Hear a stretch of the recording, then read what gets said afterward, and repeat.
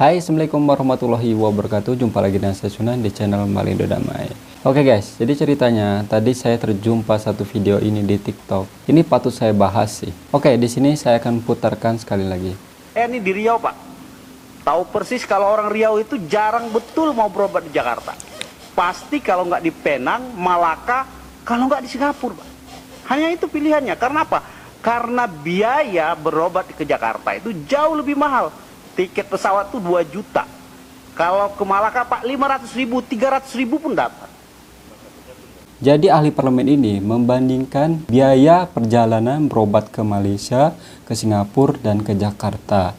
Tapi pandangan saya, kenapa biaya perjalanan berobat ke Jakarta lebih mahal ketimbang di Malaysia ataupun Singapura? Karena posisi Riau itu lebih dekat ke Malaysia dan Singapura daripada Jakarta. Nah, obatnya juga murah di sana. Apa sistem pengecekannya, Pak? Begitu kita cek, semua sudah keluar dalam 1 hari, 2 hari paling lama kita menunggu sudah dapat diagnosanya, itu udah dapat. Oh, kamu sakit ini tindakannya ke dokter ini. Nah, begitu. Nah, bagaimana sistem pelayanan kesehatan di kita ini yang masih kurangnya dari sisi mana? Dalam kesehatan bukan hanya kita bicara soal kuratif, tetapi kan promotif, preventif itu menjadi penting oleh kita bicarakan, supaya memang kuratif itu adalah pilihan terakhir. Saya mengalami benar, begitu orang sudah sakit, Pak, semua hartanya, semua yang dia milikinya pasti dijualnya, Pak. Iya, tidak berharga. Bagaimana dia bisa sehat kembali. Nah, itu sudah naluri kita masing-masing, Pak. Artinya bahwa begitu pentingnya soal kesehatan ini dalam hidup kita. Nah, maka itu konsen kita dalam hal ini menjadi juga penting, sehingga memang menjadi hal-hal yang perlu kita perbaiki.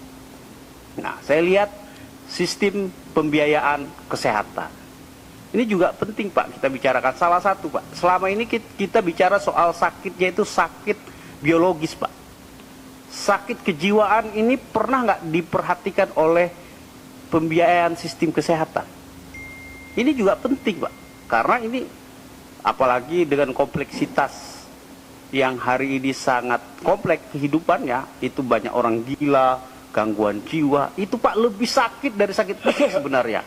Nah, ya sakitnya di sini, Pak.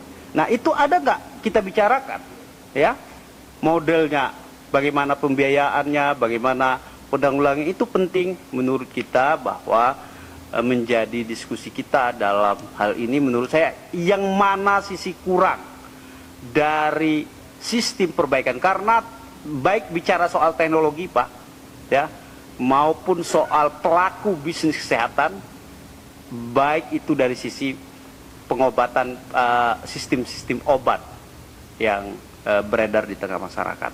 Karena menurut saya juga penting, seperti PB POM. Berarti obat di Malaysia itu jauh lebih murah daripada di Indonesia. Ahli parlemen ini juga memuji dari segi pelayanan kesehatan di Malaysia.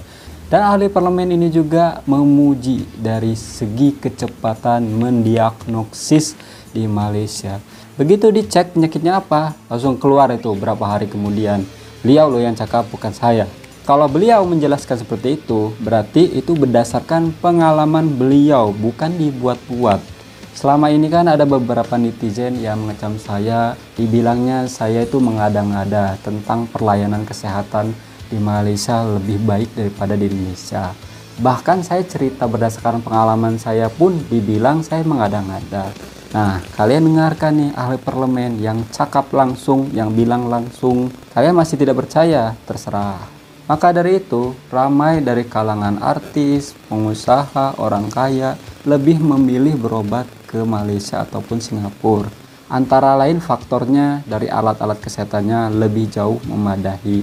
Yang kedua, dari segi pelayanannya. Tadi yang dicakap ahli parlemen ini, mendiagnosisnya cepat, hanya 2 hari, 3 hari langsung keluar. Betul apa yang dikata ahli parlemen ini.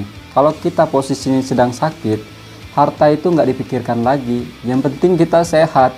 Karena kalau kita posisinya sedang sakit, itu serba tidak enak ya, makan tidak enak, pahit, badan pun tidak enak, Maka dari itu, Allah bagi kita sakit supaya kita belajar bersyukur dan insya Allah menggugurkan dosa juga.